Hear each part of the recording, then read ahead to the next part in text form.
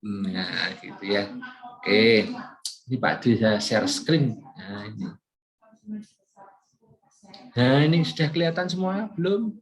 Adik-adik? Sudah, Pak. Ya, Pak. Alhamdulillah. Nah, ini nanti yang ngampu ya Pak Febra sama Pak Dwi. Nah, sama Bu Retno ya. Nah, untuk kelas ini nanti yang ngampu Pak Dwi dulu ya, Pak Dwi terus nanti Pak Febra. Nah, ini Pak Dwi, Dr. Dwi Sugiarto, SIMM. Itu ya. Nanti setelah UTS yang ngampu Pak Febra Robianto, SIM, SIAKT. Ya, begitu adik-adik. Terus, nah ini pembelajarannya apa? Ini yang pertama, minggu pertama kita belajar tentang kontrak kuliah. Ya, kontrak kuliah tuh nanti apa ya? Satu semester kita bahas. Nanti adik-adik ngapain ya dalam satu semester? Nah, ini ada silabusnya, ada RPS-nya. Nanti saya upload semua di Sunan ya. Nah, kemudian yang berikutnya minggu kedua kita membahas tentang tantangan komunikasi dan lingkup komunikasi bisnis. Tantangan komunikasi dan lingkungan komunikasi bisnis. Jadi adik-adik nanti akan belajar ya bagaimana adik-adik itu berkomunikasi dengan perusahaan lain, berkomunikasi dengan masyarakat, berkomunikasi dengan karyawan ya. Nah, terus bedanya apa antara komunikasi dengan komunikasi bisnis dengan bukan komunikasi bisnis? Nah, itu kita pelajari di sini ya. Nanti contohnya seperti apa? Nah, ini ada metodenya yaitu metode asinkronus. Asinkronus ya, artinya apa? Nanti Pak Dwi kasih video, kasih PDF ya. Adik-adik belajar ya, PDF-nya dibaca. Nanti PDF-nya ya isinya bukunya itulah ya, daripada adik-adik nanti beli buku mahal ya kan. Nah, saya kasih PDF-nya saja. Nah, jadi nanti adik-adik baca di PDF sama deh buku nanti, tapi ya enggak semua yang saya copy ya, saya copy yang penting-penting. Jadi dipelajari yang penting-penting itu. Nanti ujiannya ya dari mana? Ya dari situ aja, ya kan? Oke, terus yang minggu ketiga kita membahas tentang komunikasi penyeliaan atau supervisory communication. Ya, percakapan ya, ini ketika adik-adik nanti ada di perusahaan ya, adik-adik harus bisa menjadi seorang pemimpin. Wah, ini kan adik-adik ini harapannya nanti lulus jadi pimpinan ya. Wah, ini S1 lulus sarjana. Ini paling tidak Anda itu sudah menjadi level supervisor ya, supervisor hebat sekali ya. Saya dulu S1 aja bisa jadi manajer kok. Ya kan? Saya dulu sebelum kuliah sebelum masuk di UMK, bidang saya bidang perbankan adik-adik ya. Ada 5 tahun saya di perbankan, ya saya sudah sempat dari yang paling rendah sampai ke manajer ya. Dari yang staff sampai jadi manajer. Alhamdulillah lancar. Kemudian saya tinggalkan bidang perbankan karena adanya krisis moneter. Ya paling tidak saya sudah paham lah apa yang menjadi mata kuliah ini, karena saya sudah pernah melakukan ini semua ya, dari manajer. Kemudian setelah itu saya pindah lagi di bank lain, saya jadi direkturnya. Wah, ini luar biasa kan. Saya masih muda ya, waktu itu saya masih umur 28-29 tahun ya, sudah ya posisi yang seperti itu sudah bagi saya sudah ya biasa lah seperti itu. Nah, setelah itu saya masuk ke bidang pendidikan ya. Saya tidak langsung mengawali karir di UMK itu enggak. Saya dulu di Solo ya, saya sempat jadi wakil rektor 1, wakil rektor 2 ya, itu bidang saya. Jadi saya masih muda ya kayak gitu tuh ya. Nah, tapi sekarang sudah tua kayaknya. Kayak kalau suruh seperti itu lagi kayaknya capek saya. Dulu tuh rambut saya hitam, sekarang putih semua, ini tak semir ini hitam semua. Nih, jadi sudah rambut saya itu putih semua, Dek. Jadi saya masih muda itu rambut saya sudah putih. Pernah lihat itu. Acara jasa pernah kan? Nah itu, rambutnya putih itu. Saya sama kayak dia itu. Nah itu. Cuman ya karena mungkin gennya ya, saya dari SMA itu sudah ubanan, Dek. tambah lagi, wah ada dulu jadi WR1, WR2, pekerjaan saya kan berat ya dan banyak memakan apa ya kalau masih muda itu kan kita mencari idealisme diri dulu ya, pikiran kita sendiri ya kan. Padahal kita yang harus kita hadapi adalah norma. Ya, norma apa? Norma masyarakat, norma ya, karena kita di bidang pendidikan, maka norma-norma itu yang kita pegang. Norma tentang kebaikan, kejujuran, ya kan, keterbukaan itu loh, itu yang berat itu di situ ya, keadilan, kejujuran. Kamu bilang ngomong jujur, adil itu wow, luar biasa. Ya, mungkin adik-adik belum mengalaminya ya. Tapi saya sudah mengalami dan menguji bagaimana kejujuran, bagaimana keadilan itu menjadi suatu ya kadang-kadang menjadi dilema juga. Ya, kelihatan seperti itu tapi nah ini penting sekali adik-adik. Ya, Anda pahami ini. Apalagi berkomunikasi. Kita harus paham bagaimana apa sih dilemanya, apa sih kelemahannya dalam berkomunikasi dengan orang.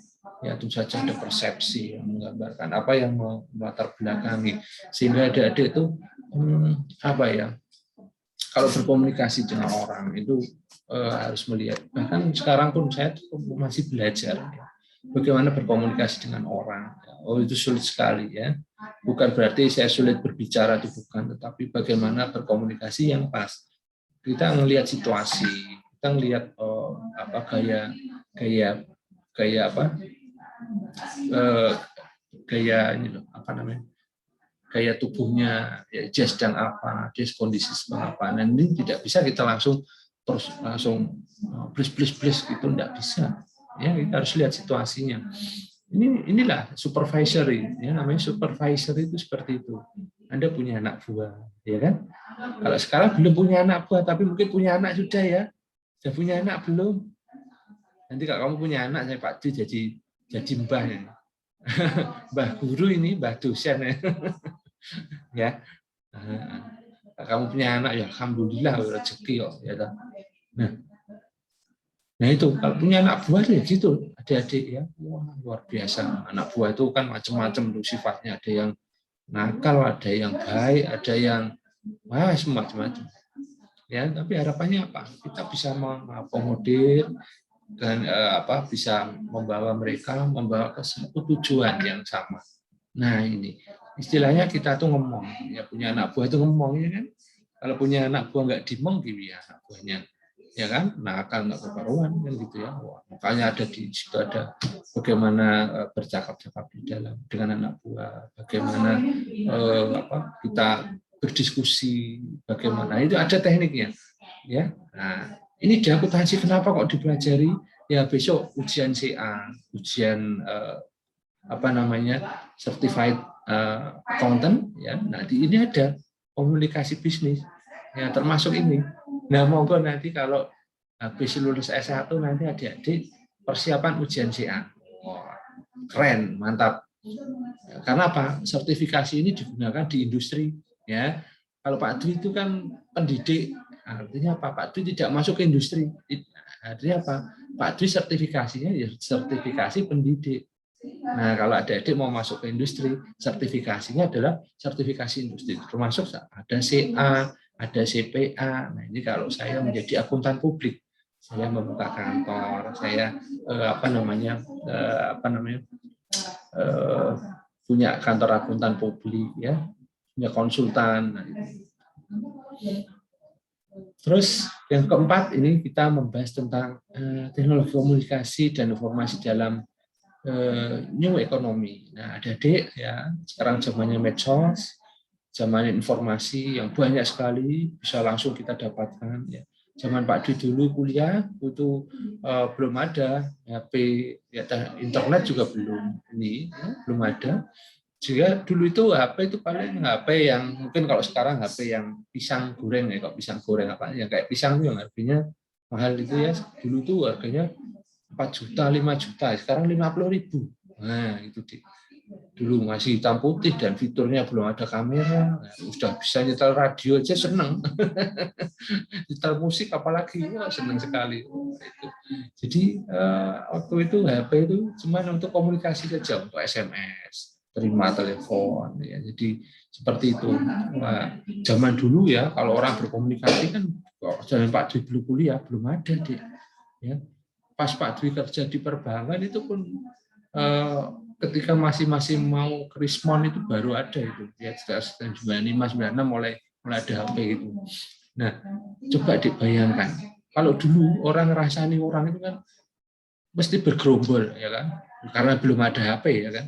Nah kalau sekarang orang ngerasani orang pakai HP, ngomong rasani orang, kirim, ngerasani tanggane, ngerasani kancane, ngerasani dulure, kirim pakai HP ya kan, pakai password, pakai WA, kirim, thread.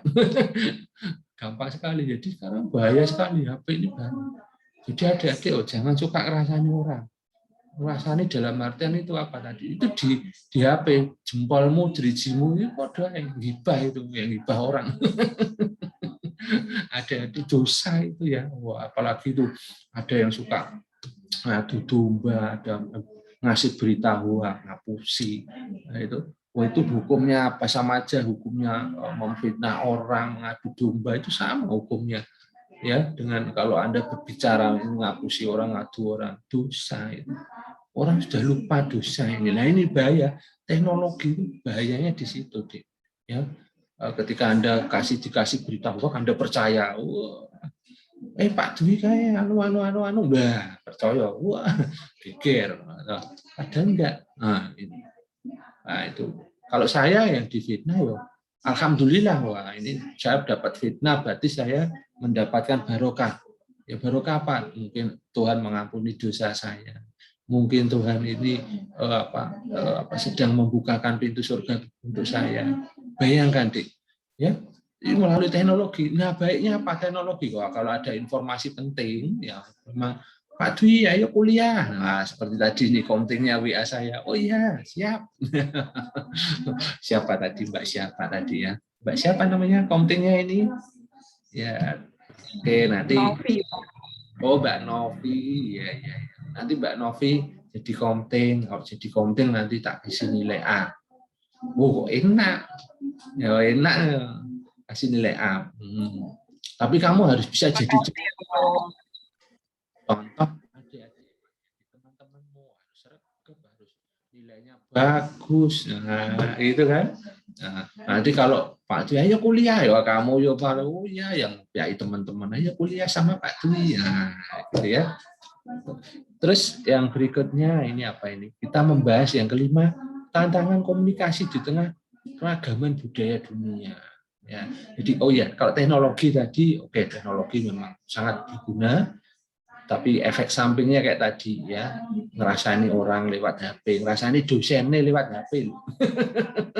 Wah Pak Dwi ini, wah luar biasa itu. Nah, yang kelima ini ya, tantangan komunikasi di tengah keragaman budaya dunia. Adik-adik ya, orang Jerman itu kalau beda dengan orang Indonesia ya, bedanya apa? Budayanya juga beda, rupanya ya beda, kulitnya beda ya kan, perawaannya ya beda, budayanya ya beda. Nah kalau orang Jerman itu ya, kita menghormati keluarga ya, suatu keluarga di Jerman. Caranya adalah dengan kita memberikan bunga atau bingkisan untuk istrinya. Nah, misal saya punya istri orang Jerman. Nah, ketika saya ketemu orang Jerman juga, orang itu menghargai saya, maka dia akan membawakan bunga, membawakan hadiah kepada istri saya. Artinya apa? Dia menghormati saya. Nah, beda kan? Kalau di Indonesia coba bayangkan, istri orang, ya kan? Kamu menghormati suaminya, istrinya mau kasih bunga, mau kasih bingkisan, kira-kira apa nesu orang bujuni? Marah nggak, Mbak? Wah, marah mesti geger. Wah, ini dikira nanti yang enggak kan gitu ya, Mbak ya? Iya enggak, Mbak Rizky? Dikira wah ini ada mesti aneh-aneh ini. Seperti itu, Saudara. Ya baik, kemudian itu budaya itu penting kita harus ketahui. Kenapa? Adik-adik, kalau coba bayangkan adik-adik punya klien. Kliennya bukan orang Indonesia, kira-kira apa? Jadi adik-adik kan harus tahu budayanya, bahasanya. Ya paling enggak bahasanya itu harus tahu seperti apa bahasa mereka menggunakan itu. Nah paling enggak bahasa Inggris ya, paling enggak kalau bahasa Inggrisnya sudah bagus ya, Anda pahami bahasa-bahasa prokemnya mereka, ya kan, bahasa-bahasa gaulnya mereka. Nah itu seperti apa? Jangan sampai kita nggak ngerti. Kalau kita nggak ngerti, jangan-jangan nanti salah persepsi. Nah ini ya bahaya, salah persepsi. Ya, saya pernah itu kayak bahasa gaul keliru itu diguyu sama orang sana itu. Wah ini sungguh saya malu sekali, tapi nggak usah tak ceritain aja lah. Ini asinkronus ya. Kemudian nomor 6 kita membahas tentang perencanaan pesan bisnis ya, proses nulis surat. Nulis surat aja harus ada kaitannya. Bagaimana kita membuat pendahuluannya, bagaimana kita membuat formatnya, bagaimana kita membuat penutupnya, kemudian membuat isinya seperti apa. Nah ini kita pelajari proses penulisan surat-surat bisnis. Sudah saja bisnis itu ada surat bisnis yang kayak contoh penawaran, Anda membuat proposal bisnis, kemudian Anda membuat surat komplain misalnya. Ini surat bisnis ya. Nah, surat bisnis itu ada yang surat bisnis yang rutin sama tidak rutin. Nah, itu. Tuh, kemudian yang ketujuh ya. Oke, kita pelajari ketujuh sekarang. Ini kita membuat surat, memo dan email. Ya, kalau tadi surat prosesnya penulisan formatnya gitu ya. Nah, sekarang nulis surat. Ya, memo, email ya. Kamu sudah pernah nggak nulis surat cinta gitu? Belum pernah kan?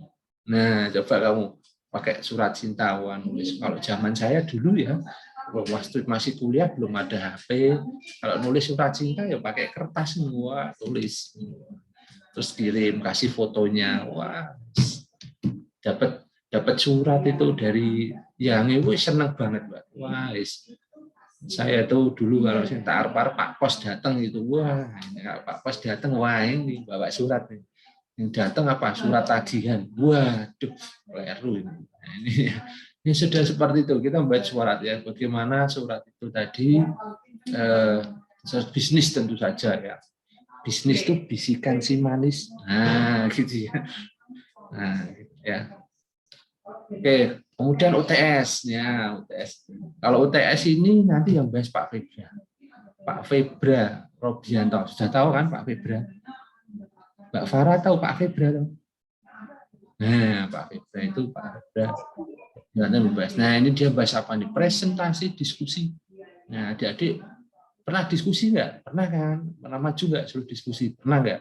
Pernah. Nah, adik-adik kira-kira apa persiapannya kalau sebelum Anda diskusi, presentasi kira-kira apa? Tentu saja adik-adik harus belajar, ya kan? Belajar materinya. Oh, materinya apa kira-kira? Anda kuasai. Kira-kira yang kaitannya apa? Artinya apa? Adik-adik harus pede, ya. Kalau nggak pede, gimana nanti presentasi sambil malu-malu gitu, nah, gitu kan? Aduh, adik, ini nanti orang yang mau melihat presentasi bisnis Anda nanti jadi, aduh, ini jangan-jangan, ini bapaknya nggak menguasai. Nah, akhirnya mereka nggak jadi beli produk Anda atau jasa Anda kan gitu ya. Nah, paling nggak presentasi bisnis ya kita pakai serius dan santai. Nah, gitu ya, serius dan santai. Oke, kemudian yang pertemuan ke-10 kita membahas tentang komunikasi lisan. Nah, ini kita bahas ya, komunikasi lisan. Jadi kalau kita ngomong-ngomong ya dengan orang, kira-kira ada kesalahan apa dengan orang itu, kira-kira harus Anda ingat-ingat ya. Jangan sampai Anda salah ngomong ya, misalnya sana punya kekurangan apa ya secara tidak langsung jangan menyinggung area-area yang seperti itu ya, ini harus ditotong ngomongnya. Jangan calcul. Nah, tahu nggak calcul? Dia ngomong langsung asal berbicara ketika ingat terus langsung ngomong. Ketika ingat langsung ngomong, nggak dipikir dulu ya, itu komunikasi lisan ya, sehingga pihak kita menjadi tersinggung. Pernah nggak kamu ada orang ngomong-ngomong tersinggung, pernah nggak? Kira-kira pernah kan? Oh, kalau nggak pernah tersinggung nggak mungkin dong, ya kan? Tersinggung sama adiknya, sama tetangganya, ya kan? Nah, seperti itu. Ya, ini bahasa. Bahasa itu menunjukkan ya budaya Anda, budi bahasa.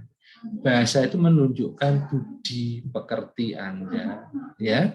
Jadi kalau itu makanya menggunakan bahasa yang baik. Yang undang koncone ya sing apik, aja undang koncone su. Wah. Nah, itu banyak loh mahasiswa kayak gitu loh. Ini nama itu baik, nama orang tua itu masih nama baik. Ada harapannya. Mosok diundang yang kayak gitu, yang kayak di kebun binatang, wah jangan, ya kan? Nah, ada nama wah, udah ya kayak gitu, ya jangan. Ini ya walaupun itu bahasa apa ya, bahasa pergaulan, ya karena kalau Anda dengan teman Anda sudah apa ya friendly, mungkin sudah bersapa, yo ngomong lah ngomong, tapi lo ojo ngono lah. Kancane mbok pisui yo tapi jangan tiap hari kan. Yo sahabat Nabi itu ya pernah ngamuk-ngamuk misu-misu ya pernah. Ya misu wong kawarit itu. Tapi yo kayak misu yo enggak terus langsung kayak gitu. Ya udah. Kalau bisa jangan, kita jaga mulut kita ya kan. Kasihan mulut kita nanti kalau nanti di akhirat gimana? Wah, mulutnya jelek ini, wah disonyok karo geni neraka lak repot. Kesonyok rokok ae loro, kesonyok geni neraka ya Mbak ya. Ya kan? Mendingan kesonyok bibirmu saja. Ngono ta. Kan gitu katanya, wah. Ini komunikasi lisan ya. Nah, kemudian ya yang pertemuan ke-11 nih komunikasi lisan dalam kelompok, Saudara. Nah, kelompok. Ini contohnya satu kelas nih. Satu kelas nih ada kelompok-kelompok ya kan? Nah, mungkin ada adik-adik yang suka punya teman dengan si A, si B, si C. Oh, ini kelompok A. Kemudian ada kelompok D, kelompok F. Nah, ini kelompoknya ini ya, itu biasa ya. Di dalam perusahaan juga sama, ada seperti itu ya. Contohnya gini, ada di dalam perusahaan itu ada kelompok formal dan informal ya. Kelompok formal itu kelompok yang ada dalam struktur organisasi ya. Ada direkturnya, ada manajernya, ada supervisornya, ada stafnya, lengkap. Nah, itu yang di formal ya. Kemudian ada kelompok informal. Kelompok informal ini kelompok yang tidak di dalam struktur organisasi tadi, tetapi dia punya peranan ya, untuk peranan dalam apa namanya, dalam mengarahkan ide-ide pendapatnya kelompoknya itu tadi. Nah, contohnya kelompok informal itu contohnya mungkin SPSI kayak gitu. Kalau itu kan masih diformalkan ya. Tapi ada juga kelompok yang nggak formal, arisan. Nah, arisan ibu-ibu ini biasanya kelompok informal ya. Nah, ini misalnya gini, nih contohnya nih. Kalau zamannya Pak Harto ya, zamannya Pak Harto itu dulu ada yang namanya Butin, istrinya Pak Harto itu Butin Soeharto. Jadi mungkin adik-adik waktu itu masih kecil ya, belum tahu ya. Nah, kalau Pak Harto itu dulu orang Solo ya Pak Butin, orang apa namanya, orang Jogja, orang Bantul. Nah, kalau Butin itu orang Solo ya. Jadi gini, nah kalau Pak Harto itu kan mengurusi pemerintahan. Lah yang Butin ini ngurusi ibu-ibunya ya, yang kerja suaminya, ibu-ibunya apa namanya, arisan. Nah, di arisan itu apa? Yo arisannya nanti yang dibahas mau si A, si B, dan nanti pinjam duit lah. Nah, nanti minta bantuan apa. Jadi proyek-proyek kalau di zamannya Pak Harto itu masuknya lewat arisan, Saudara. Kalau Anda kenal baik dengan beliau itu, kalau mau masukkan satu proposal proyek, bukan melalui pimpinannya langsung, tetapi melalui apa? Kelompok-kelompok informal tadi, masuk lewat Butin Soeharto. Butin, saya mau mengajukan proyek apa? Nah, lewat Butin Soeharto. Jadi seperti itu, adik-adik. Jadi ada juga yang proyek lewat pemerintah langsung, ya, lewat lelang resmi kayak gitu. Tapi yang ini yang masuk lewat arisan ini lebih banyak berhasilnya daripada tidaknya. Nah, kelompok-kelompok informal contoh seperti itu sangat-sangat efektif ya kalau adik-adik bisa merangkul apa namanya kelompok-kelompok informal seperti itu tadi. Nah, itu. Oke, kemudian pertemuan yang ke-12 ya, kita membahas tentang negosiasi. Apa itu negosiasi? Negosiasi ini kalau ada suatu apa namanya kayak tawar menawar ya, misalnya ada menawar satu proyek misalnya atau proyek bisnis, ya Anda membuat negosiasi menawar ya, misalnya speknya apa, misalnya Anda kurang pas dengan speknya, Anda tawarkan. Nah, oke, oh ini seperti ini ya. Ya, dari negosiasi itu perlu keahlian, saudara-saudara. Jadi tidak semua yang paham ini, tapi ini bisa dipelajari ya, proses negosiasi ini. Ya, tawar menawar ini ya, ada metodenya. Nah, nanti kita belajar di sana ya, metode negosiasi.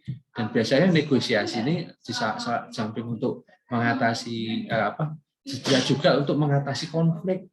Nah, konflik-konflik kepentingan di antara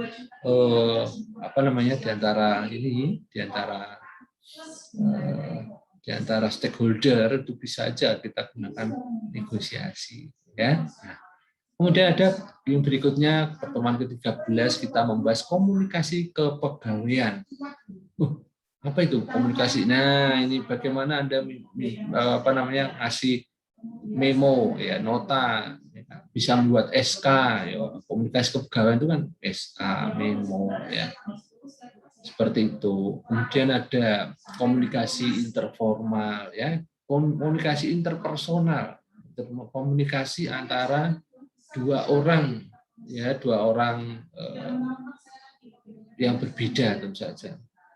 Ya, itu berkomunikasi bagaimana? Nah, itu pribadi. Ya. Tujuannya apa? Berkomunikasi.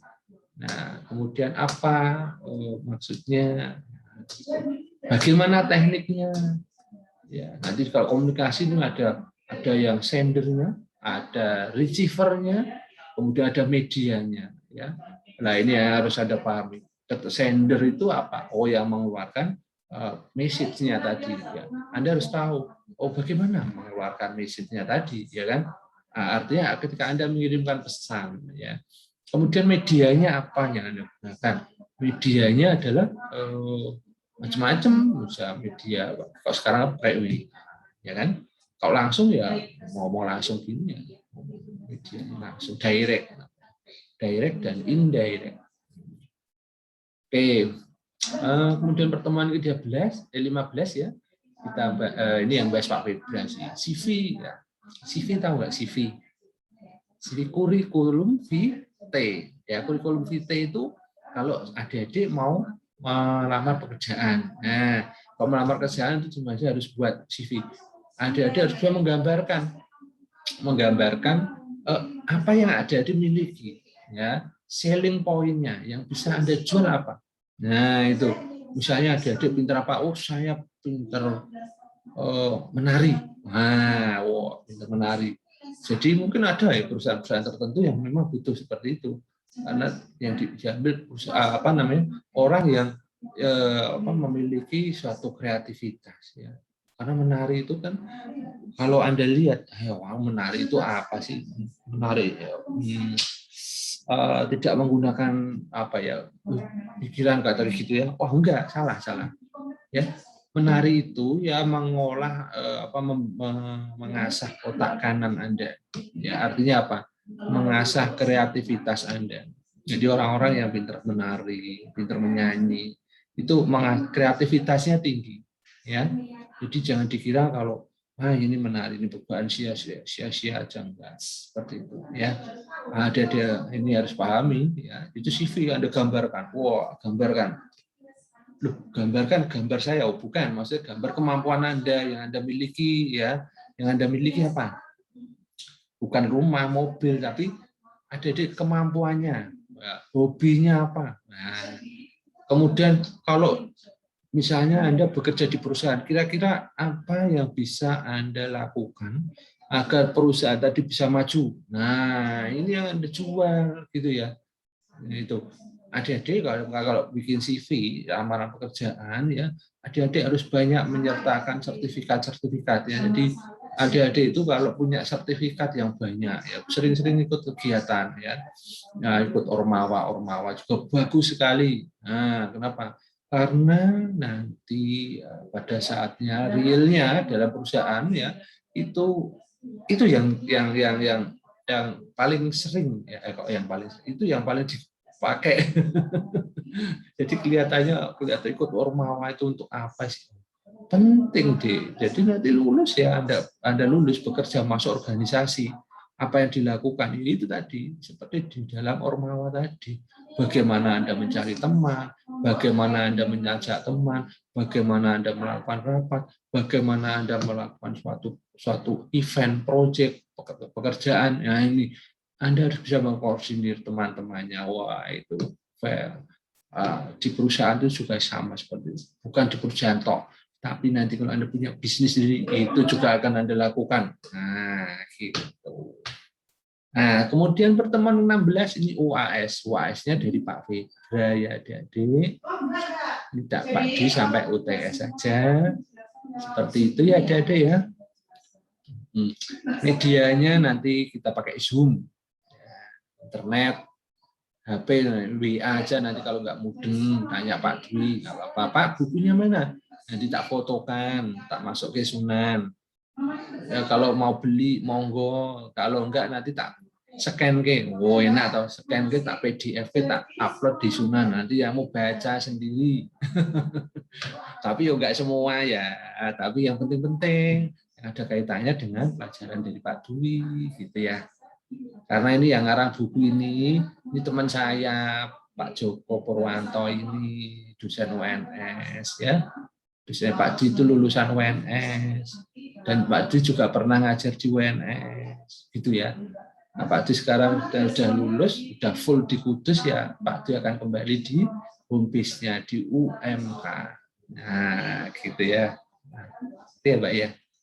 Oke, ada pertanyaan mungkin Mbak Faradina atau Mbak Novi mau tanya apa Mbak Novi? Atau ya cukup ya. Nah, oh ya, absen di Sunan, jangan lupa absen ya. Mungkin kalau adik-adik lagi sakit, Mas Imam lagi sakit atau tetap absen. Oh, lagi turun ini son dudul kok, ya kan? Apa-apa, dudul sedela orang. Drijine anggar drijine ora loro. Son dudul ya. Ya kan?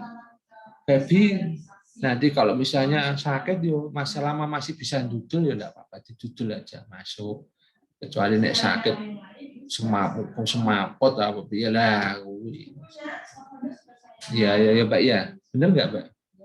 Selama masih bisa absen. Walaupun mungkin hari libur, tinggal dudul aja. Nanti tak kasih materi. Dan Pak Dwi juga nggak bakal ngasih tugas banyak-banyak adik-adik. Karena nanti kalau banyak-banyak nanti adik-adik stres. Saya juga ikut bingung. Ya, nah, kalau saya bingung nanti siapa yang nggak bingung, ya kan? Desti, paham Desti? Ya, mau tanya apa? Paham Pak, enggak mau tanya. Oh, enggak tanya. Oke, kalau enggak ada yang tanya, mungkin ada yang lain yang tanya. Mungkin Mbak Mansilatul. Mbak Mansilatul mau tanya apa, Mbak? Silahkan. Pak Dwi tanya rumahnya di mana? Oh, rumah saya di Kudus.